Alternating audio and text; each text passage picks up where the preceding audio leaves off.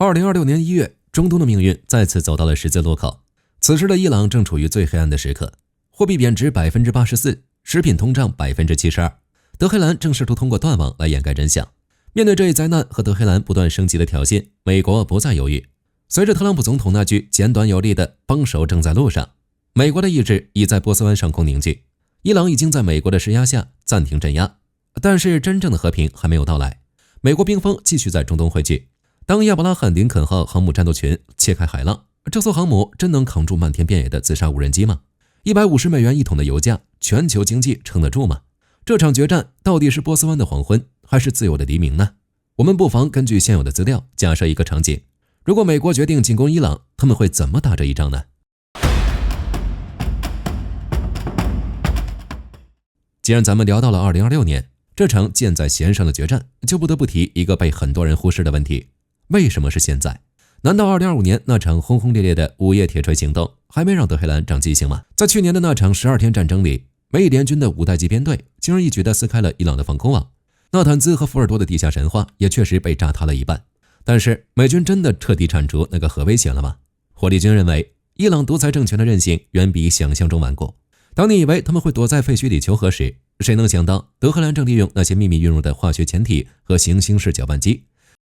在更深的地下導彈城裡瘋狂修復年產2000枚導彈的生產線。既然溫和的打擊無法讓他們徹底收手，那麼除了戰鬥，美軍還有別的選擇嗎？與其說這是一場新的戰爭，不如說這是對2025年未竟事業的終極清算。難道美軍要等到國際原子能機構的監控信號徹底消失，等到德黑蘭的核彈頭裝進導彈發射井，才去後悔當時的猶豫嗎？對於華盛頓來說，2026的紅線已經不再是核擴散那麼簡單，而是一個崩潰邊緣的政權，正試圖拉着全球能源命脈一起陪葬。然而，如果美軍這次玩真的，那些潛伏在格什姆島岩洞裡的狼群快艇真的會坐以待斃嗎？那些號稱能讓宙斯盾系統過載的自殺式無人機，到底能不能達成伊朗的目標？更關鍵的是，如果德黑蘭決定在臨死前點燃整個中東，美軍和他的盟友們真的準備好迎接那場足以遮天蔽日的烈焰了嗎？既然紅線已經畫下，那麼接下來的問題就變得非常直觀：美軍要靠什麼來兌現這份壓倒性的威懾？難道僅僅靠幾封外交公函就能讓那些躲在地下工事裡的強硬派低頭嗎？當然不是了。看看美軍的陣容吧，亞伯拉罕·林肯號航母打擊群緊急掉頭，從波涛洶湧的南海直插印度洋。不會有人覺得這僅僅是一次普通的兵力調動嗎？不，這是美軍全球投送能力的終極展示。在那艘鋼鐵巨獸的甲板上搭載着 F-35C 隱身機群，他們的目標可不是伊朗的邊境，而是德黑蘭那些最核心的通訊節點和指揮中心。單靠海上的力量真的就夠了嗎？既然美軍要追求的是全面壓制，那麼陸軍的重拳自然也不会缺席。約旦的穆瓦法克·薩爾提空軍基地，3個中队的 F-15E 攻擊鷹已經掛滿了加固掩體穿透彈，再加上卡塔爾烏代德基地的 B-52 戰略轟炸機，以及24小時盤旋在波斯灣上空的 MQ-4C 海神無人機，這套從深海到高空的海空絞索已經越來越緊。但是面對如此龐大的戰爭機器，德黑蘭的指揮官們真的會像我們預想的那樣，在第一波衝擊下就徹底癱瘓嗎？更有趣的是，在這個決定性的時刻，美國那些曾經的區域盟友在做什麼？為什麼沙特和阿聯酋這次表現得如此安靜？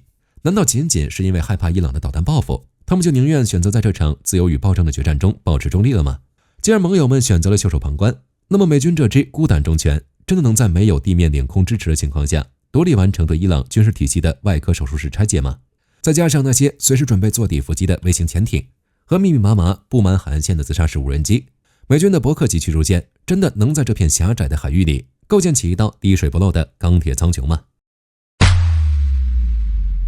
既然重拳已經握緊，美軍會直接開着航母去攻擊伊朗的導彈陣地嗎？不，火力軍判斷真正的第一槍可能是在我們看不到的虛擬世界裡打響。你們有沒有想過，如果德黑蘭的指揮官們在導彈落地前就突然變成了失去視野和通讯能力，這場仗還怎麼打？這就是美軍精心準備的數字化斷頭台。要知道，德黑蘭為了在全球斷網時還能調動精銳部隊，專門搞了一套極其隱秘的白 SIM 卡通訊網。可是如果美軍的電子戰部隊利用在之前行動中積攒的黑盒數據，精準地掐斷了這根最後的救命稻草呢？當革命衛隊的指揮官們驚恐地發現自己甚至沒法給隔壁街区的部队下達指令時，他們那套引以為傲的指揮體系恐怕瞬間就會崩塌成一盘散沙。不僅如此，既然美軍要夺取信息主權，那就不可能只盯着防禦，他們可不只是在鍵盤上敲敲打打，看看那些預先滲透進境內的特种小組吧。他們啟动了代號為蜘蛛網的戰術，放出了成百上千架成本不到$3000的小型自殺式無人機。這些像馬蜂一樣的小玩意兒，專門盯着伊朗空軍基地裡那些昂貴的雷達冷卻系統和米格29的發動機噴口。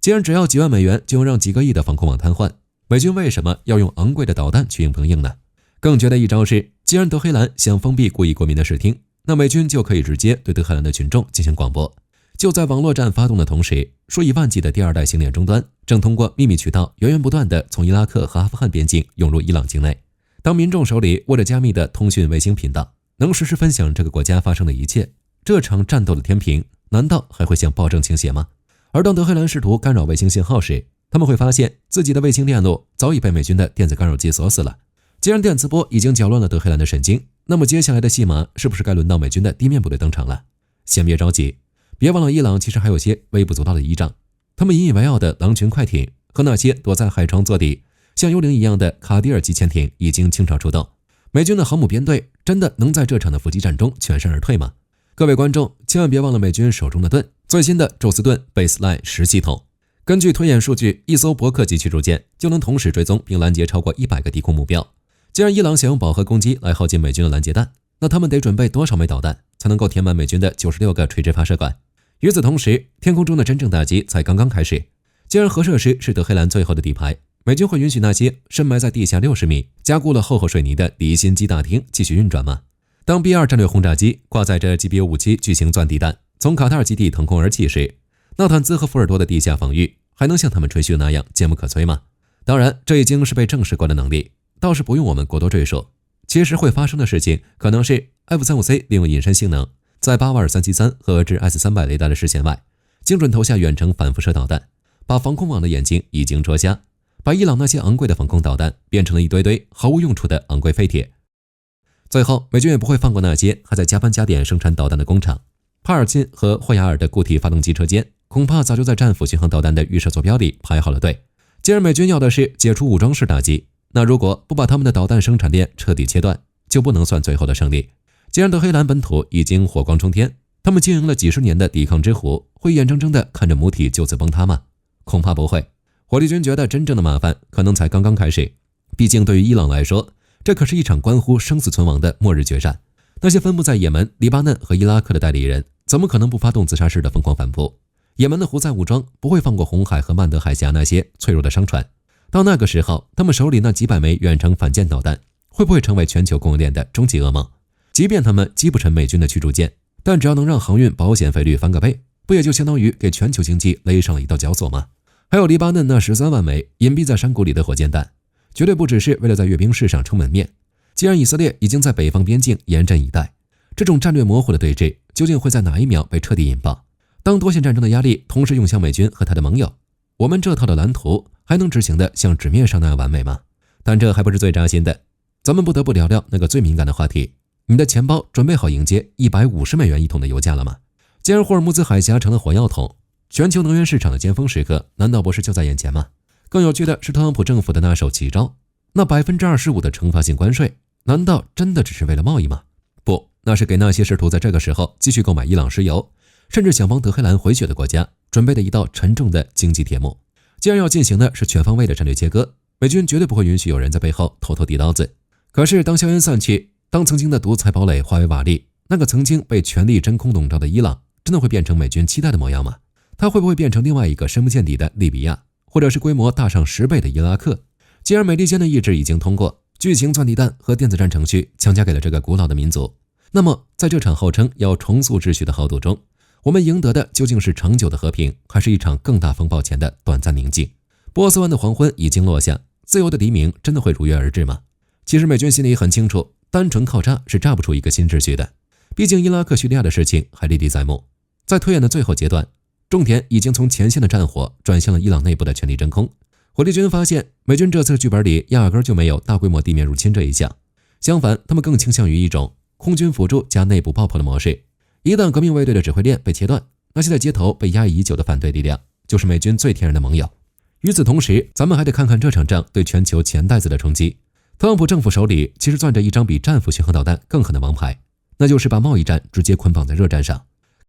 根據特朗普總統曾經的操作，他很可能會下達這樣一道命令，對任何在衝突期間繼續買伊朗石油的國家，自動加徵 25% 的懲罰性關稅。這招其實就是奔着那些想靠低油價回血的大國去的。這就意味着，這不再僅僅是美伊两家的恩怨，而是一場逼着全世界選邊站隊的全球博弈。要麼你加入美方的貿易朋友圈，要麼你就得为支持那個濒臨崩潰的政權付出慘重的經濟代價。當美國開始把關稅和巡航導彈同時當作常規武器使用時，全球化的規則就已經變了。美軍在技術和戰役層面上肯定能拿到這場勝利，但接下來那個沒有了強力中樞的伊朗，能不能在美國的帶領下重振精神，就不只要看美軍的行動，更要依靠伊朗內部向往民主的民眾。所以咱們回到開頭提的那個問題，2026年的這場決戰是一場帶來和平的手術。美軍的快速行動並不會更這個古老的民族帶來更多的傷痛，自由和民主的光輝只會淨化伊朗獨裁者的野心，而新生的伊朗將會迎來長久的和平和繁榮。這裡是火力軍，感謝大家收看本期推演，咱們下期再見。